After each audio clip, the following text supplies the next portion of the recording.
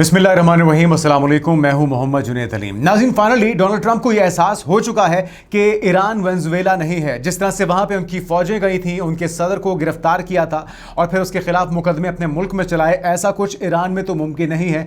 अपने तमाम तर हरबे उन्होंने इस्तेमाल करके देख लिए, बल्कि अब तो ये भी कह रहे हैं कि अगर डील हो जाती है तो वो मुश्तबा खामनाई से मिलना चाहेंगे।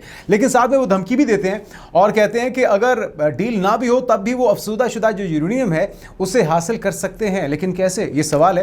क्या कहना था उनका, सबसे पहले वो सुनिए। And I've got a question about the nuclear dust. So the bombers go in, they entomb a lot of this enriched uranium. Yeah. At this point, do you need a deal with Iran to go get it, or have you thought about just a covert, daring, send in the SEALs, send in the Rangers? But I didn't want to be Jimmy Carter, you know. I didn't feel like being Jimmy Carter. So that's off the we table. did. Well, we thought about it right at the very beginning, before we did what we did, before we destroyed their entire military. We thought about it, and I didn't want to be in a position where you had, to get there. It's not like Venezuela. Like you go in, you're there for a matter of minutes, and you're out, and everybody's waving goodbye as you take off, and you brought the cargo back. This is different. You'd have to be there for 2 weeks. You'd need massive equipment. You'd have to airlift the equipment in. You're in a war zone. तो एक भारी कीमत चुकाने के बाद और अब अपनी गलतियों का एहसास डोनाल्ड ट्रंप को हो रहा है और प्लान तो यही था कि वेनेजुएला के ऊपर कब्जा किया जाए, उनके ऑयल के, उनके तेल के ज़खायर पर कब्जा किया जाए। आपने हुर्मुज़ बंद होगा जब ईरान पर हमला करेंगे। ईरान को तेल का एक जो तरसील का जरिया है उसको रोकने के बाद दुनिया को वो अपना तेल या वेनेजुएला के जरिए जो हासिल किया हुआ तेल है वो बेच सकेंगे और मुनाफा भी कमाएंगे। नेतन्याहू की जो जंगी जुनून की ख्वाहिश है वो भी पूरी हो जाएगी और जो ख़तरा है ईरान से इजराइल को वो भी जाता रहेगा। लेकिन ऐसा कुछ हुआ नहीं है। अपने इत्तेहादियों की मुखालफत झेल ली, नेटो टूट फूट का शिकार है, अपनी अवाम उनको गालियाँ दे रही है, उनसे जान छुड़वाना चाहती है और तो और उनके अपने जो पार्टी के लोग हैं। गुज़श्ता रोज़ जो ऐवान नुमाइंदगान के अंदर बिल पास हुआ है जंगी इख्तियारात में कमी लाने का, महदूद करने का, उसके अंदर वोट देने वालों में 4 रिपब्लिकन्स भी शामिल हैं जिनको बड़ी सलावातें डोनाल्ड ट्रंप की तरफ से सुनाई जा रही हैं। लेकिन मुखालफत बहुत ज़्यादा है, मिड टर्म इलेक्शन सर पे हैं और अब फाइनली उनको ये एहसास हो चुका है और वो कह रहे हैं कि जिमी कार्टर के साथ जो हुआ था वो यहाँ पर नहीं हो सकता, क्योंकि वहाँ पर उन्होंने उनके सुप्रीम लीडर को शहीद तो कर दिया लेकिन इसके बावजूद रिजीम चेंज नहीं हुई, बल्कि पहले से ज़्यादा तवाना, तंदुरुस्त, चुस्त और सख्तगीर मौक़िफ़ रखने वाली जो इस वक्त लीडरशिप है ईरान के ऊपर, वो हुक्मरान है और उनकी जो पॉलिसीज़ हैं वो वही हैं कि आप चाहे जेनज़ीज़ तक मामला ले आएँ, जितने मर्जी लीडर्स को शहीद कर दें, आइडियोलॉजी और पॉलिसी ईरान की यही रहेगी और ईरान घुटनों पर नहीं आएगा। कुछ और भी डेवलपमेंट्स हैं। एक तो ये कि ईरान के साथ डील के बगैर वो कह रहे हैं अफजुदा शुदा यूरेनियम हासिल किया जा सकता है। मुआहदे की सूरत में सुप्रीम लीडर से मुलाकात भी मुमकिन है, डोनाल्ड ट्रंप की तरफ से ये भी कहा गया और साथ में वो धमकी भी दे रहे हैं कि अगर ईरान की तरफ से दोबारा उनकी फ़ौज पर हमले किए जाते हैं तो फिर मजबूरन अमेरिका को भी हमले करने पड़ेंगे। लेकिन अभी तक ऐसी कोई सूरत हाल है नहीं। और इसके अलावा जो गुज़श्ता रोज़ आपने देखा था कि जो बहरीन के ऊपर हमले हुए थे, जो कुवैत के ऊपर हमले हुए थे, अब उसकी फुटेजेस भी जारी की जा रही हैं। अमेरिका की तरफ से ये कहा जा रहा है कि ये, और कुवैत की तरफ से कहा जा रहा है कि ये हमले ईरान की तरफ से किए गए। ईरान ये कह रहा है कि जी इनके अपने सिस्टम में ख़राबी हुई है जिसकी वजह से ये सारी तबाही हुई है। बहरहाल दोनों तरफ से इल्ज़ाम तराशियों का सिलसिला जारी है। ईरान एक चीज़ तो बड़ी वाज़ेह तौर पर कह चुका है कि अगर उस पर हमला होगा, चाहे वो डायरेक्टली इजराइल या अमेरिका की तरफ से हो या किसी अरब मुल्क की तरफ से किया जाए, वो उसका जवाब देंगे और बहुत ही शदीद देंगे। इसके अलावा नाज़रीन एक और मुलाकात हुई है मोहसिन नकवी की अपनी ईरानी हमनसब से बिश्केक के अंदर। किस तरह से हुई है इसका अहवाल आपके साथ शेयर करते हैं। पाकिस्तान और ईरान के वज़ीर दाखिला ने जुमेरात को किर्गिस्तान के दारुल हुकूमत बिश्केक में मुलाकात की, जिसमें खित्ते में कशीदगी की सूरत हाल में कमी लाने, दाखिली सलामती और बाहमी दिलचस्पी की उमूर पर तबादला ख्याल हुआ है और पाकिस्तान की जो सालिसी की कोशिशें हैं उस पर एक बार फिर से ईरान की तरफ से एतमाद का इजहार किया जा रहा है। तो पाकिस्तान मुसलसल एक कोशिश कर रहा है। फिर एक और इल्ज़ाम लगाया जा रहा था कि पाकिस्तान ने खुफिया इंटेलिजेंस मालूमात एटमी तनसीबात के हवाले से, ईरान की एटमी तनसीबात के हवाले से जो हालिया मुलाकात थी मार्को रूबियो के साथ हमारे वज़ीर ख़ारजा की, इसहाक डार साहब की, उसके अंदर दी हैं। दफ्तर ख़ारजा की तरफ से उसका डिनायल आया है और इन इल्ज़ामात को सख्ती से मुस्तरद किया गया है। साथ में हम देख रहे हैं नाज़रीन के सदर पुतिन जो रूसी सदर हैं, उनसे एक भारतीय सहाफ़ी की तरफ से हर्जा सराई करने की कोशिश की गई पाकिस्तान के ख़िलाफ़, जिस पर उन्होंने उसको शटअप कॉल दी है और उनका जवाब क्या था वो ज़रा आपके साथ शेयर करते हैं। एक तो सदर पुतिन की तरफ से कहा गया जी पाकिस्तान एक खुद मुख्तार और आज़ाद मुल्क है, और ये जो आप कह रहे हैं कि वो चाइना के ज़ेरे असर है, ऐसा कोई मामला नहीं है। तो तफसीलात आपके साथ शेयर करते हैं। सेंट पीटर्सबर्ग इकनॉमिक फोरम के दौरान भारतीय सहाफ़ी के सवाल पर सदर पुतिन ने यह कहा कि यह कहना गलत है कि पाकिस्तान चीन के ज़ेरे असर है। पाकिस्तान एक बड़ा मुल्क है और इसके मुख्तलिफ मुल्कों से ताल्लुकात हैं, और रशिया और पाकिस्तान के ताल्लुकात भी जब बढ़ते हैं तो उस पर भारत को बड़ी तकलीफ होती है। उसी तरह जब पूरी दुनिया जो है पाकिस्तान की सलाहियतों की मोतरफ है, पाकिस्तान की काविशों की मोतरफ है, और नताली बेकर जो कि पाकिस्तान में अमरीकी सफ़ीर है, उनकी तरफ से भी अभी गुज़िश्ता रोज़ कहा गया कि पाकिस्तान ने बड़ा मौसर किरदार अदा किया है ईरान और अमेरिका के दरमियान जंगबंदी के लिए, और अब भी वो कोशिशों में मसरूफ़ है। तो जब एक्नॉलेजमेंट पाकिस्तान की होती है, वो किसी भी सतह पे हो और जब किसी बड़े मुल्क से हो, तो फिर बड़ी तकलीफ होती है भारत को।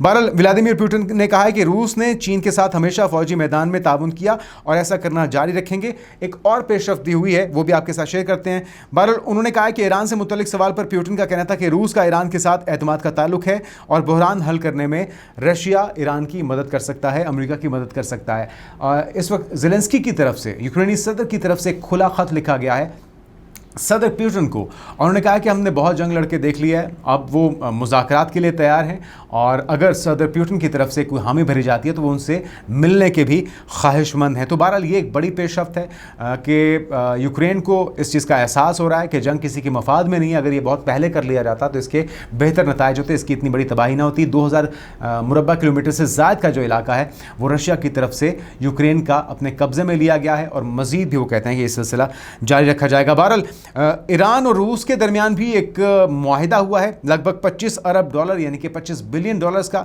और ये मुआहिदा हुआ है जोहरी शोबे में ताउन को मज़ीद बढ़ाने के लिए। एक तरफ तो अमेरिका पाबंदियां लगा रहा है ईरान के ऊपर, या लगाना चाहता है, लेकिन दूसरी तरफ रशिया जो है वो पूरी तरह से ईरान के साथ खड़ा हुआ है, जिस तरह से चाइना भी पूरी तरह साथ दे रहा है।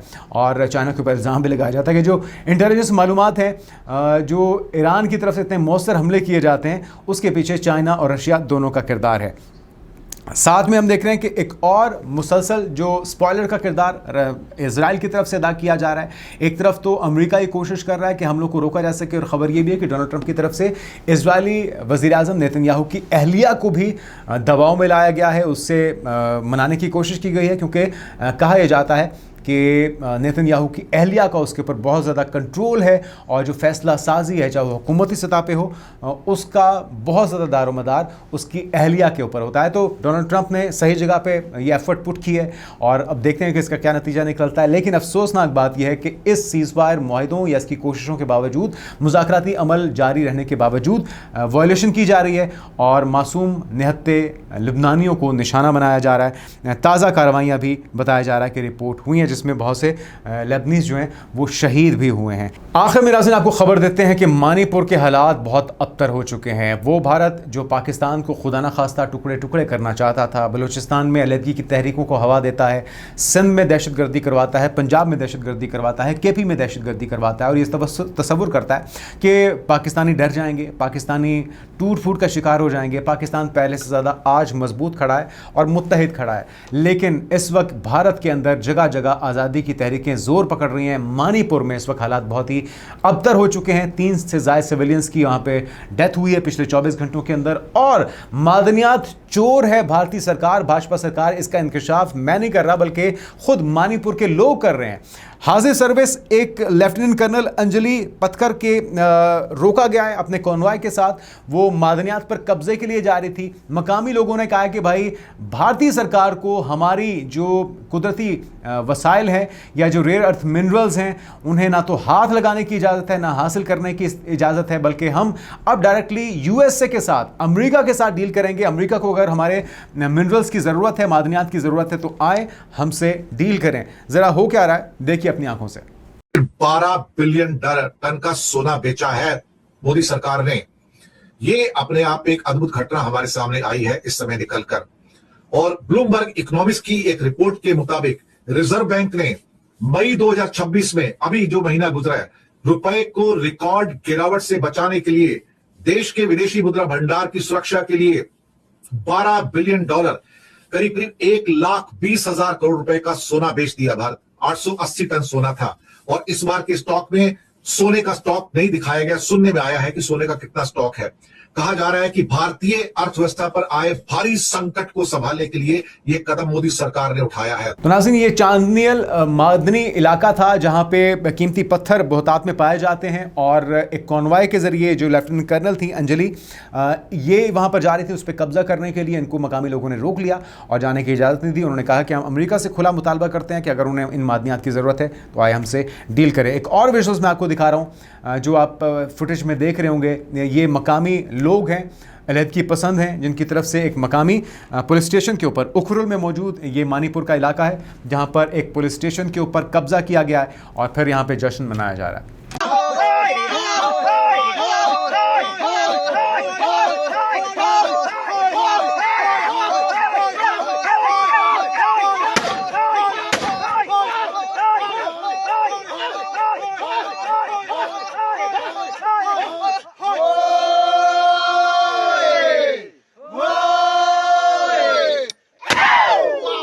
लेकिन एक तरफ तो हम देख रहे हैं कि पूरी तरह से इलाके पे कंट्रोल है अहले इलाका का और वो ना तो फोर्सेस को यहाँ पे दाखिल होने दे रहे हैं, ना उनके साथ ताउन किया जा रहा है, बल्कि उनको बेदखल किया जा रहा है यहाँ से। लेकिन हालात कशीदा हैं और अब ताकत के बलबूते के ऊपर, उसी तरह जिस तरह से कश्मीर के ऊपर ज़मीन तंग की जाती है कश्मीरियों पर, जिस तरह से पंजाब के रहने वालों के ऊपर ज़मीन तंग की जाती है, उन्हें इबरत का निशान बनाया जाता है क्योंकि वो खालिस्तान की तहरीक को बढ़ाना चाहते हैं या अलहदा मुल्क चाहते हैं।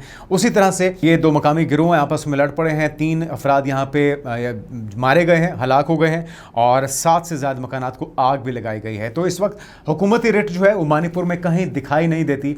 आपस में खूनरेज़ी और खाना जंगी की सूरत हाल है और भाजपा सरकार को शर्म से डूब मरना चाहिए कि किस तरह से उन्होंने बेयारो मददगार छोड़ दिया मणिपुर के लोगों को और ताकत के ज़ोर से, ताकत के बलबूते पर उनको कंट्रोल करना चाहते हैं। तो नाज़रीन, आपने मणिपुर की सूरत हाल तो देख रही है, लेकिन जाते जाते आपको दिखाते हैं कि हुकूमती सरपरस्ती में पलने वाले इस तरह के जहरीले सपोले, मेजर गौरवारिया जैसे टाउट जो कि लोगों के जहनों में नफरत और प्रोपेगेंडा भरते हैं, उन्हीं मूवीज़ की तरह जो कि बॉलीवुड में तैयार की जाती हैं भाजपा सरकार के कहने पर।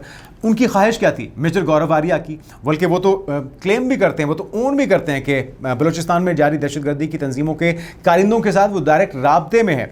लेकिन उससे पहले वो मशवरा क्या देते थे भाजपा सरकार को। और आज भारत में हो क्या रहा है, ग्राउंड में हो क्या रहा है, ज़रा खुद ही अपनी नज़रों से देखिए और अंदाज़ा लगाइए कि जिस गड्ढे को उन्होंने खोदा था कि पाकिस्तान उसमें गिरे, आज खुद भाजपा सरकार उसमें गिर चुकी है। भारत में जगह जगह पैदा होने वाली, उभरने वाली अलहदगी की तहरीकों की वजह से।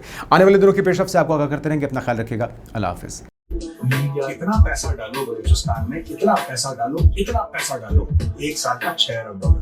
हमारे लिए कुछ भी नहीं है, हमें कौन सा IMF से लेना है, हमारे पास है, कोई दिक्कत नहीं है। और हर एक इंडियन को बोलो कि 1% हम चीजें बढ़ा रहे हैं बलूचिस्तान से, बलूचिस्तान आजाद हो जाए।